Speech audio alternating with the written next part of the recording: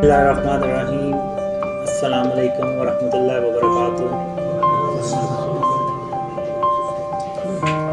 آج جس پہ بات کروں گا میں وہ شرک اور اس کی اقسام اور موجودہ پاکستان کی صورتحال اور جو خواب ہیں وہ اسلام میں حجت ہیں یا نہیں ہیں، اور پھر اس کے بعد جو لوگ میرے بارے میں باتیں کرتے ہیں اس کے بارے میں بھی میں ذکر کروں گا۔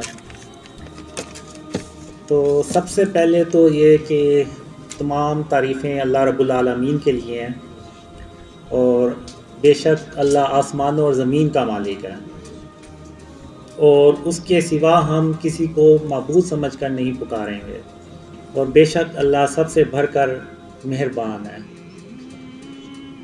تو آج ہم دیکھتے ہیں کہ ہم جو مسلمان ہیں وہ تعداد میں بھی بہت زیادہ ہیں، اور حج اور عمرہ بھی پہلے سے بہت زیادہ کیا جاتا ہے، نمازیں بھی پہلے سے زیادہ پڑھی جاتی ہیں، اور صدقہ اور خیرات بھی پہلے سے زیادہ کیا جاتا ہے۔ تو کیا وجہ ہے کہ سب کچھ زیادہ ہونے کے باوجود ہم مسلمان جو ہیں وہ پستی میں ہی چلتے جا رہے ہیں، یعنی ہم اندھیروں میں ڈوبتے چلے جا رہے ہیں؟ تو اس کی آخر کیا وجہ ہے؟ اس کی ایک ہی وجہ ہے کہ جو گناہ اللہ کے نزدیک سب سے بڑا ہے اس کو آج کے دور میں ہم مسلمانوں نے سب سے چھوٹا گناہ سمجھنا شروع کر دیا ہے، اور اگر دوسرے معنوں میں دیکھیں تو ہم نے اس کو گناہ ہی نہیں سمجھا، اس کو گناہ ہی سمجھنا چھوڑ دیا ہے، اور وہ ہے شرک۔ شرک کے بارے میں اللہ نے قرآن میں بھی جگہ جگہ ارشاد فرمایا ہے کہ اللہ قیامت کے دن جس کے چاہے گا گناہ بخش دے گا، مگر شرک کبھی معاف نہیں کرے گا، اور جس نے شرک کیا اس نے اپنی جان پہ ظلم کیا۔ اور آج ہم مسلمانوں نے شرک کو شرک ہی سمجھنا چھوڑ دیا ہے، اور موجودہ دور میں اگر آپ دیکھیں تو یہ دنیا اتنی شرک سے بھر چکی ہے کہ اس سے پہلے کبھی نہیں تھی۔ میں آپ کو شرک اور اس کی اقسام جب بتاؤں گا تو آپ اپنے ارد گرد گھوم کے نظر گھما کے دیکھیں تو آپ کو بھی یہی لگے گا کہ شرک جو ہے وہ واقعی اب اس دنیا میں بہت زیادہ پھیل چکا ہے۔ تو اب جو موجودہ دور ہے اس میں جو شرک ہے وہ کیا چیزیں ہیں؟ شرک صرف یہ نہیں ہے کہ ہم زبان سے یہ کہہ دیں کہ اللہ کا کوئی شریک نہیں ہے، نہیں، ہمیں عملی طور پہ بھی اس چیز کو ثابت کرنا ہے کہ ہم عملی طور پہ بھی اللہ کے ساتھ کسی کو شریک نہیں ٹھہراتے۔ اگر آپ دیکھیں تو آج ہم نے آرٹ اور کلچر کے نام پہ، ڈیکوریشن کے نام پہ، اور اگر آپ دوسرے معنوں میں دیکھیں تو ہم نے کافروں کا کلچر جو ہے اس کو اڈاپٹ کیا ہے۔ تو ان چیزوں کے نام پہ ہم نے جو بت اور یہ جو اسٹیچوز ہیں یہ اپنے گھروں میں ہم نے سجا لی ہیں، جو غیر ضروری تصویریں ہیں جو دیواروں پہ ہم نے اپنے گھروں میں سجا لی ہیں، یہ سب کی سب جو ہے نا یہ فارم آف شرک ہیں۔ اب اگر کسی کے گھر میں ڈیکوریشن پیس پڑا ہوا ہے، چاہے اس کی شکل کچھ بھی ہے، وہ کوئی خرگوش کی شکل ہو سکتی ہے، کوئی ہرن کی مجسمہ ہو سکتا ہے، کوئی شیر کا مجسمہ ہو سکتا ہے، کوئی ایگل ہو سکتا ہے، تو وہ بھی بت ہی ہے اس میں۔ اور ان بتوں میں جو خانہ کعبہ میں پڑے ہوئے تھے، جو ابراہیم علیہ السلام نے توڑے تھے، ان میں اور ان میں کوئی فرق نہیں ہے، وہ بھی بت ہے، یہ بھی بت ہے، صرف شکلوں کا فرق ہے، اور آپ کہہ لیں کہ جسامت کا فرق ہے۔ وہ بھی بے جان تھے، یہ بھی بے جان ہے۔ وہ بھی اس وقت کے لوگوں کو نہ کوئی نفع یا نقصان پہنچا سکتے تھے، اور یہ بھی آج کے دور میں نہ کسی کو نفع یا نقصان پہنچا سکتے ہیں۔ تو ابراہیم علیہ السلام، ان کو ان بتوں سے کوئی مسئلہ نہیں تھا، چاہتے تو وہ پرے رہتے، ان کو کیا تھا، وہ تو ایک اللہ کی عبادت کرتے تھے، لیکن انہوں نے ان بتوں کو توڑ کے تو یہ عملی طور پہ ثابت کیا کہ وہ صرف زبان سے یہ نہیں کہتے بلکہ عملی طور پہ بھی اللہ کے ساتھ کسی کو شریک نہیں ٹھہراتے۔ اب ایک ابراہیم علیہ السلام کے دور میں جب شہر کے لوگ سب باہر چلے گئے تو ابراہیم علیہ السلام نے سارے بتوں کو توڑ دیا، ایک بت کو نہیں توڑا جو بڑا بت تھا، اور اس کے کندھے پہ وہ کلہارا رکھ دیا۔ اور جب شہر کے لوگ باہر سے واپس آئے تو انہوں نے دیکھا کہ ہمارے باطل خداؤں کو کسی نے توڑ دیا ہے، تو ان میں سے ایک نے کہا کہ ہم نے ابراہیم علیہ السلام کو ان کے بارے میں باتیں کرتے سنا ہے۔ تو جب ابراہیم علیہ السلام کو بلایا گیا تو انہوں نے کہا کہ آپ اس بڑے بت سے پوچھیں، یہ آپ کو بتائے گا کہ یہ کس نے یہ سارا باقی بت توڑے ہیں۔ تو وہ جو کافر تھے انہوں نے کہا یہ بت کیسے بات کر سکتا ہے، یہ تو بے جان ہے۔ تو ابراہیم علیہ السلام نے کہا کہ اگر یہ بے جان ہے، یہ تمہیں کچھ بتا نہیں سکتا کہ یہ کس نے ان کو توڑ دیا، تو پھر تم ان کی پوجا کیوں کرتے ہو؟ کیوں نہیں ایک اللہ رب العالمین کی عبادت کرتے؟ تو وہ بجائے سمجھنے کے، غور و فکر کرنے کے، وہ ابراہیم علیہ السلام کے اور بھی خلاف ہو گئے۔ تو اسی طرح اگر آپ دیکھیں تو خاتم النبیین محمد صلی اللہ علیہ وآلہ وسلم فتح مکہ پہ جب خانہ کعبہ پہنچے تو محمد صلی اللہ علیہ وسلم کو ان بتوں سے کوئی مسئلہ نہیں تھا۔ وہ چاہتے تو صحابہ کرام سے کہہ سکتے تھے کہ ان بتوں کو اٹھا کے تو شہر سے باہر پھینک آؤ، خود ہی یہ کافر لوگ اس کو اٹھا کے لے جائیں گے۔ لیکن حضرت محمد صلی اللہ علیہ وآلہ وسلم نے ان بتوں کو اپنے ہاتھوں سے توڑا اور سب صحابہ کے سامنے توڑا، اور یہ پیغام دیا کہ میں نے صرف زبان سے نہیں بلکہ عملی طور پہ بھی شرک کو اپنے آپ سے بچایا ہے اور ان بتوں کو توڑا ہے۔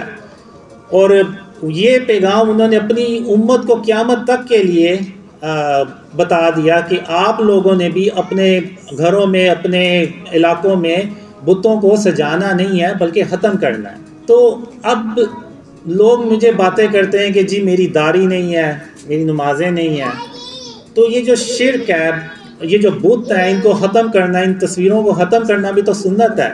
تو آپ جو میرے خلاف ویڈیوز بناتے ہیں اور مجھے کہتے ہیں کہ جی میری داڑھی نہیں ہے، تو یہ بتوں کو توڑنا، بتوں کو ختم کرنا، تصویروں کو ختم کرنا، یہ بھی تو سنت ہے۔ تو آپ یہ بھی سنت تو پوری کریں۔ یہ لوگ اس طرف نہیں آئیں گے۔ اب اگر آپ نظر دہرائیں تو آپ کو شرک کی بہت سی اقسام نظر آئیں گی۔ آپ بڑی بڑی ہاؤسنگ سوسائٹیز میں چلے جائیں، وہاں پہ انہوں نے بڑے بڑے بت بنائے ہوئے ہیں، اور وہ یہ کہتے ہیں کہ یہ ہماری سوسائٹیز کی زینت بڑھاتے ہیں، یہ ہماری سوسائٹی کے خوبصورتی کو بڑھاتے ہیں۔ بلکہ ایک لاہور میں ایک بہت بڑی ہاؤسنگ سوسائٹی ہے، انہوں نے تو پورا ایک بلاک بنایا ہوا ہے احرام مصر کے اوپر، اور وہ جو باطل خدا ہیں وہ انہوں نے بڑے بڑے بنا کے رکھے ہوئے ہیں۔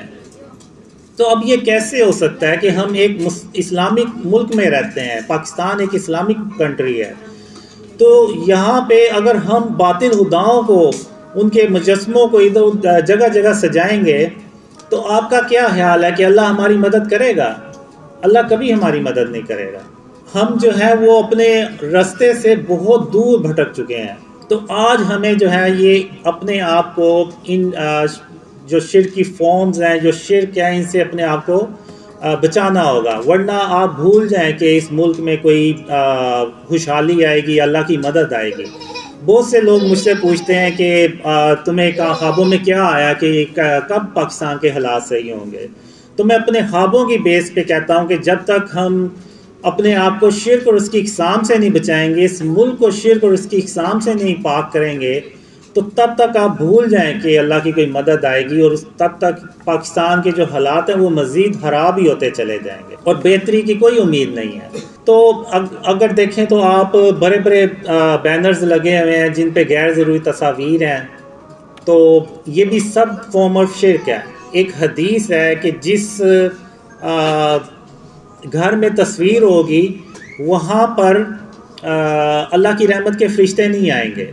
تو جب ایک تصویر سے اللہ کی رحمت کے فرشتے نہیں آئیں گے تو یہ جو بت ہیں جو ہم نے اپنے گھروں میں سجائے ہوئے ہیں، ان کے ہوتے ہوئے تو سوال ہی پیدا نہیں ہوتا کہ اللہ ہماری کوئی مدد کرے۔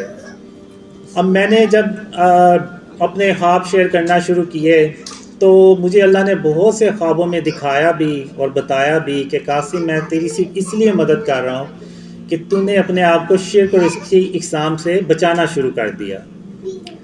تو اب اتنے یعنی آپ دیکھیں کہ شرک اتنا پینیٹریٹ کر چکا ہے کہ مکہ اور مدینہ بھی ان چیزوں سے پاک نہیں رہے.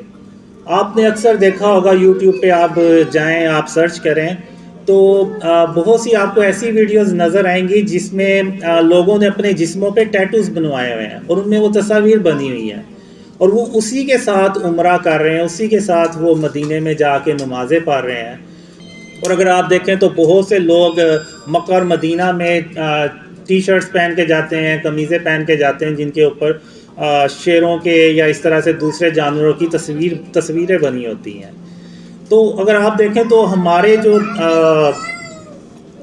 مکہ اور مدینہ جو اتنی پاک جگہ ہیں وہ بھی شرک سے نہیں بچی ہوئی, وہاں بھی شرکی آپ کو اقسام نظر آئیں گے. اب جو موجودہ پاکستان کے حالات ہیں اگر آپ دیکھیں تو یعنی جس طرف ہم جا رہے ہیں آپ کے بھی ذہن میں ہوگا کہ شاید آج سے 2-4 سال بعد ہمیں لائٹس اور پنکھے افورڈ کرنا بھی مشکل ہو جائے, جس طرح سے یہ بجلی کے بلز آ رہے ہیں اور مہنگائی ہو رہی ہے اور پیٹرول کی پرائسز اوپر جا رہی ہیں. تو یہ سب اس لیے ہو رہا ہے کہ ہم جو بھی پلانز بناتے ہیں گورنمنٹ کے لیول پہ جو بھی پلانز بناتے ہیں تو اللہ کی مدد ہمارے ساتھ ہوتی ہی نہیں ہے. جب اللہ کی مدد ہی ہمارے ساتھ نہیں ہوتی تو وہ جو پلانز ہم بناتے ہیں وہ بجائے کامیاب ہونے کے وہ الٹے ہو جاتے ہیں اور ہم جو ہیں وہ اور زیادہ قرضہ لینا پڑتا ہے اور زیادہ مہنگائی کرنی پڑتی ہے. تو پاکستان جب بنایا گیا تو ہم نے اللہ کے نام پہ بنایا اس کو, یعنی پاکستان کا مطلب کیا, لا الہ الا اللہ. اور لا الہ الا اللہ کا مطلب کیا کہ ایسی جگہ جو ہر طرح کے شرک سے پاک ہو.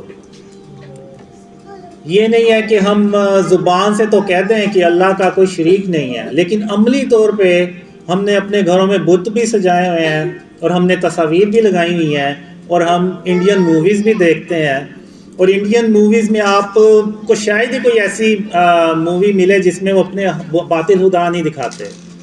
تو یعنی ایک مسلمان جب وہ ایک مووی دیکھتا ہے انڈین مووی اور اس میں وہ جب باطل خدا کے کرشمے دکھاتے ہیں اور بتاتے ہیں کہ ہیرو جو تھا وہ ناکام ہو رہا تھا اور باطل خدا نے اس کی مدد کی اور وہ کامیاب ہو گیا, اب وہ سٹوری ایک مسلمان اپنے کسی دوسرے مسلمان کو شیئر کرے گا اور کہے گا کہ یار تم بھی فلم دیکھنا بڑی اچھی ہے, تو وہ اب عملی طور پہ تو وہ شرک کر رہا ہے. وہ اپنی زبان سے مانے یا نہ مانے وہ ایک علیحدہ بات ہے, لیکن عملی طور پہ تو اس نے کیا ہے. جیسے یہ بت رکھے ہوئے ہیں اور تصاویریں رکھی ہوئی ہیں, تو ہمیں عملی طور پہ بھی یہ ثابت کرنا ہے کہ ہم شرک اور اس کی اقسام سے اپنے آپ کو بچاتے ہیں.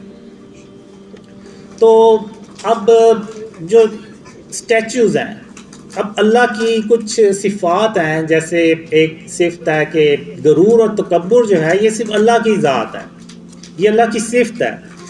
غرور اور تکبر صرف اللہ رب العالمین کر سکتا ہے, اس کے علاوہ کوئی کرے گا تو وہ شرک کرے گا. تو اسی طرح اللہ کی ایک صفت ہے مصور, یعنی آرٹسٹ. تو اب یہ جتنی بھی تصویریں ہیں, یہ جتنے بھی بت ہیں, مجسمے ہیں, یہ صرف اللہ رب العالمین ہی بنا سکتا ہے. اب جیسے قرآن میں اللہ نے آدم علیہ السلام کا ذکر کیا ہے کہ آدم علیہ السلام کا اللہ نے پہلے مجسمہ بنایا مٹی کا, پھر اس میں جان ڈالی تو وہ آدم علیہ السلام زندہ ہو گئے. تو اب آپ کا کیا خیال ہے, یہ جو ہم پرند دیکھتے ہیں, پرندے دیکھتے ہیں, یہ جو جانور دیکھتے ہیں, ہاتھی, گھوڑا اور دوسرے جانور, شیر, چیتے اور مچھلیاں, کیا یہ خود بخود پیدا ہو گئی ہوں گی؟ نہیں, اللہ نے ان کے بھی پہلے مجسمے بنائے ہوں گے اور ان میں جان ڈالی ہوگی اور یہ زندہ ہو گئے. تو یعنی اس سے ثابت یہ ہوا کہ جو مجسمے بنانا ہے یہ اللہ رب العالمین کا کام ہے, یہ اس کی صفت ہے, کیونکہ وہی ان میں جان ڈال سکتا ہے. اور جب کوئی انسان یہ کام کرے گا, بت بنائے گا اور دوسری چیزیں کرے گا, تصویریں بنائے گا, تو وہ شرک کرے گا, کیونکہ وہ اس میں جان تو نہیں ڈال سکتا. تو قیامت کے دن اللہ جنہوں نے بت بنائے ہیں, جنہوں نے بت اپنے گھروں میں رکھے ہوئے ہیں, اللہ ان سے کہے گا کہ اس میں جان ڈالو. وہ نہیں جان ڈال سکیں گے. جب وہ جان نہیں ڈال سکیں گے تو اللہ جو ہے وہ ان کو جہنم میں پھینک دے گا. تو اس لیے یہ جو مجسمے بنانا یہ سارے کام جو ہیں یہ اللہ رب العالمین کے ہیں، یہ ہم انسانوں کے نہیں ہیں. خاص طور پہ ہم مسلمانوں کو تو ہر حال میں ان چیزوں سے اپنے آپ کو بچانا ہے. اب ہم کرتے کیا ہے کہ ہم نے اللہ کو خوش کرنے کی بجائے اپنے نفس کو خوش کرنا شروع کر دیا ہے، اور ہم اتنے نفس کے غلام بن گئے ہیں کہ ہم بیسیکلی کافروں کی کاپی کرنا چاہتے ہیں. یہ جو مجسمے بنا کے اپنے گھروں میں سجانے کی یہ جو روایت ہے یہ کافروں میں ہے. تو ہم نے ان سے یہ چیزیں اڈاپٹ کی ہیں، اور ہم انہی کے جیسے بننے کے چکروں میں ہم نے یہ بھی نہیں دیکھا کہ یہ سب شرک ہے اور یہ سب شرک و فارمز ہیں، اور ہم نے انہی کو اپنے گھروں میں سجا لیا ہے کہ یہ دکھانے کے لیے کہ جی ہم تو بڑے ماڈرن ہو گئے ہیں. تو ہمیں یہ دیکھنا ہے کہ ہم اللہ رب العالمین کو ہم نے راضی کرنا ہے. اور اللہ کو ہم کیسے راضی کر سکتے ہیں؟ وہ صرف اسی لیے ایسے کر سکتے ہیں کہ ہم اپنے آپ کو شرک اور اس کی اقسام سے بچائیں. ورنہ آپ بھول جائیں کہ اللہ کی کوئی مدد آئے گی یا پاکستان میں کوئی خوشحالی آئے گی. اسی طرح قرآن میں ایک اللہ نے مثال دی ہوئی ہے کہ عیسیٰ علیہ السلام تم میرے حکم سے مٹی کے پرندے کی شکل بناتے، پھر اس میں پھونک مار دیتے تھے تو وہ میرے حکم سے سچ مچ کا پرندہ بن جاتا تھا. اس تھا. سے اللہ یہ بھی ہمیں سمجھانا چاہ رہا ہے کہ ہم نے جو مجسمہ بناتا ہے یا بت بناتا ہے تو وہ پھر اس کو اس میں جان بھی ڈالنی ہوگی. اب چونکہ عیسیٰ علیہ السلام اللہ کے نبی ہیں تو انہوں نے اس میں اللہ کے حکم سے جان بھی ڈال دی. تو ہمیں اللہ نے ان مثالوں سے یہ ہمیں بتانے کی کوشش کی ہے کہ جو بت ہے نا ہم نے ان سے اپنے آپ کو بچانا ہے، کیونکہ ہم اس میں جان نہیں ڈال سکتے. تو جب جان ہی نہیں ڈال سکتے تو پھر اور جب ہمیں یہ کوئی نفع نہیں پہنچا سکتے، کوئی نقصان نہیں پہنچا سکتے، تو پھر ہم ان کو کیوں رکھتے ہیں؟ اور ہم نے تو اپنے نبی خاتم النبیین محمد صلی اللہ علیہ وسلم کی سنت پہ عمل کرنا ہے. یہ بھی محمد صلی اللہ علیہ وسلم کی سنت ہے، جو بتوں کو ختم کرنا، تصویروں کو ختم کرنا. ایک حدیث ہے کہ حضرت محمد صلی اللہ علیہ وسلم نے حضرت علی رضی تعالیٰ عنہ کو ایک مشن دیا کہ علی رضی تعالیٰ عنہ آپ جائیں اور جتنی بھی آپ کو قبریں اونچی نظر آئیں ان کو برابر کر دیں، اور جتنی بھی تصاویریں اور آپ کو یہ جو دوسری چیزیں ملیں آپ ان کو ختم کر دیں. یہ ان کو مشن دیا خاتم النبیین محمد صلی اللہ علیہ وسلم نے. تو اگر ہم چاہتے ہیں کہ ہمارا ملک جو ہے وہ ترقی کرے، ہمارے ملک میں خوشحالی آئے، تو ہمیں اللہ رب العالمین کو خوش کرنا ہے. اور ہم اللہ رب العالمین کو تبھی خوش کر سکتے ہیں جب ہم شرک اور اس کی اقسام سے بچائیں. ورنہ ہم ہر کام پہلے سے زیادہ کرتے ہیں، لیکن آخر کیا وجہ ہے کہ اللہ کی مدد ہمارے ساتھ نہیں ہے؟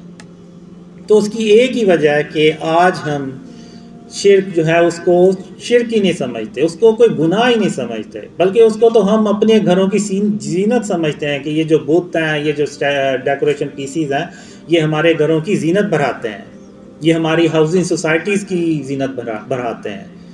تو بجائے اس کے کہ جو گناہ سب سے بھرا ہے اللہ کے نزدیک، جس کی کوئی معافی نہیں ہے، اس کو آج مسلمانوں نے ایک چھوٹا سا گناہ سمجھ لیا. تو آج ہمیں اس پہ غور و فکر کرنے کی ضرورت ہے.